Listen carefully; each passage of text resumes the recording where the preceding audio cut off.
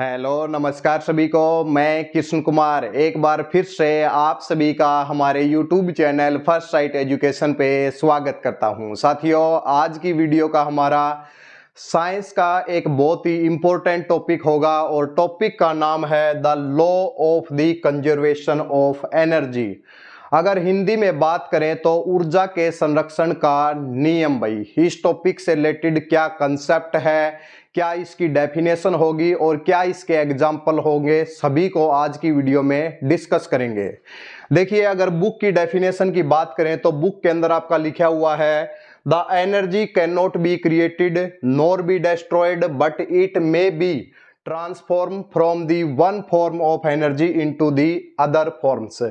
यानी कि एनर्जी को ना तो हम क्रिएट कर सकते, ना हम एनर्जी को डिस्ट्रॉय कर सकते, बल्कि एनर्जी को एक फॉर्म से दूसरी फॉर्म के अंदर चेंज कर सकते हैं। सिंपल भाषा में अगर समझें तो क्या होगा भाई कि इस दुनिया के अंदर एनर्जी को ना तो बढ़ाया जा सकता है, ना एनर्जी को खत्म किया जा सकता है, यानी कि डिस्ट्रॉय किया जा सकता है। हालांकि एनर्जी को एक फॉर्म से दूसरी फॉर्म के अंदर चेंज किया जा सकता है। इसके साथ में है total energy of an isolated system is constant, यानी कि जो आइसोलेटेड सिस्टम होगा उसकी एनर्जी हमारी कांस्टेंट रहेगी। ये तो हो गई भाई बुक की डेफिनेशन और सिंपल शब्दों में हमने आपको बता दिया। अब बात कर लेते हैं एग्जाम्पल के तौर पे कि हमें कैसे पता चलेगा कि एनर्जी को वन फॉर्म से अनदर फॉर्म में हमने कन्वर्ट किया है। सिंपल सा एग्जाम्पल लेते हैं आपके घर का। आपके घर में जो इलेक्ट्रिसिटी है, यानी कि एक प्रकार की जो इलेक्ट्रिकल एनर्जी आती है, उसके पीछे का कंसेप्ट क्या है, उसको बनाया कैसे गया है और उसको बनाने के लिए कौन कौन सी एनर्जी का हमने यूज किया है। सिंपल शब्दों में इसको समझते हैं।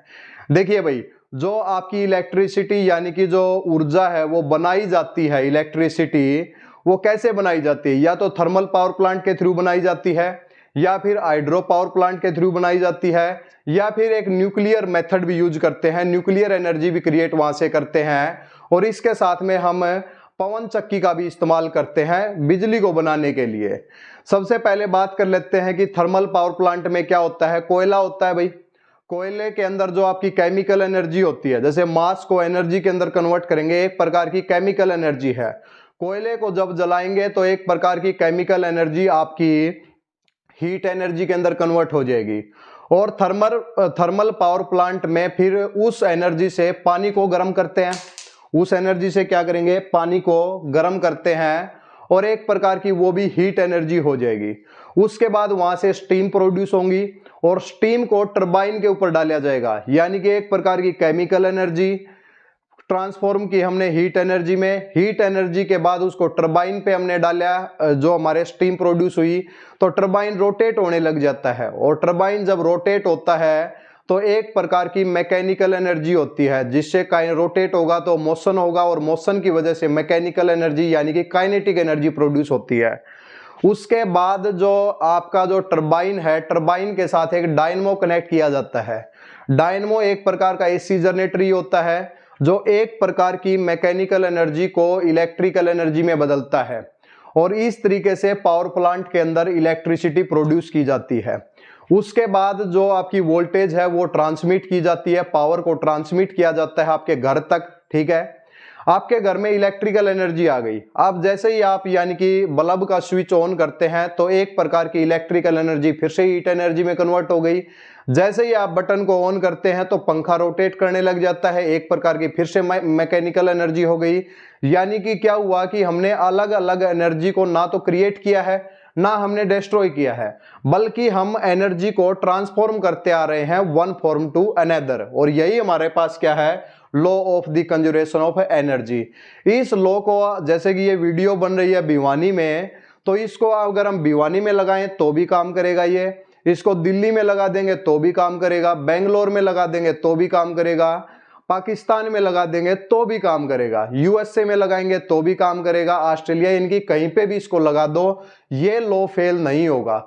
लॉ तभी वर्ड यूज करते हैं जब वो हर जगह अप्लाई हो सके। ठीक है, और इसके साथ में ये तो हो गया हमारा फर्स्ट एग्जांपल। सेकंड हम बात कर लेते हैं मैकेनिकल एनर्जी को लेकर, क्या मैकेनिकल एनर्जी, आइसोलेटेड सिस्टम, सब एनर्जी को भूल जाइए और कोई एनर्जी नहीं है, केवल मैकेनिकल एनर्जी है।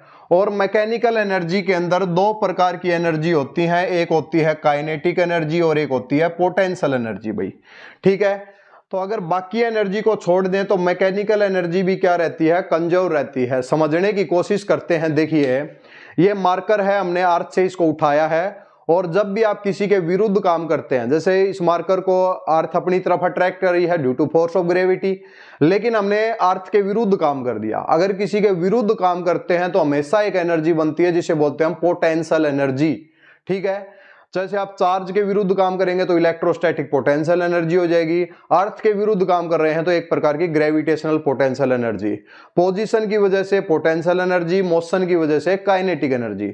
यहाँ पे इसकी केवल जो एनर्जी है, अगर यहाँ पे हम बनाएं, ये हमारे पास सरफेस है और एक ऑब्जेक्ट को हम यहाँ पे ले गए h हाइट के ऊपर, तो यहाँ पे इसके अंदर यहाँ पे वेलोसिटी क्या है, इसकी वेलोसिटी तो 0 है, तो केवल यहाँ पे क्या है, पोटेंशियल एनर्जी है। यहाँ पे क्या है, पोटेंशियल एनर्जी, और टोटल एनर्जी भी क्या है, पोटेंशियल एनर्जी है। मान लेते हैं कि ये 100 जूल है, ये क्या है, 100 जूल। अब जैसे इस मार्कर को हम छोड़ देते हैं तो नीचे की तरफ आएगा तो इसकी वेलोसिटी इंक्रीज होगी, हाइट डिक्रीज होगी, तो एक प्रकार की पोटेंशियल एनर्जी किसके अंदर कन्वर्ट हो जाएगी, काइनेटिक एनर्जी के अंदर। पोटेंशियल एनर्जी कम होती जाएगी, काइनेटिक एनर्जी बढ़ती जाएगी। एक ऐसा टाइम आएगा जब ये बिल्कुल सरफेस से स्ट्राइक होने के ऊपर आएगी, उस टाइम पे इसकी टोटल एनर्जी क्या हो जाएगी, टोटल काइनेटिक एनर्जी तो मैक्सिमम हो जाएगी और हाइट तो 0 ही हो गई, तो पोटेंशियल एनर्जी 0 हो जाएगी। मीन्स क्या हुआ, ऊपर सारी की सारी एनर्जी पोटेंशियल, नीचे सारी की सारी काइनेटिक। यहाँ पे 100 जूल है तो यहाँ भी 100 जूल ही होगी, हालांकि 100 जूल यहाँ पोटेंशियल है तो 100 जूल यहाँ पे काइनेटिक हो जाएगी।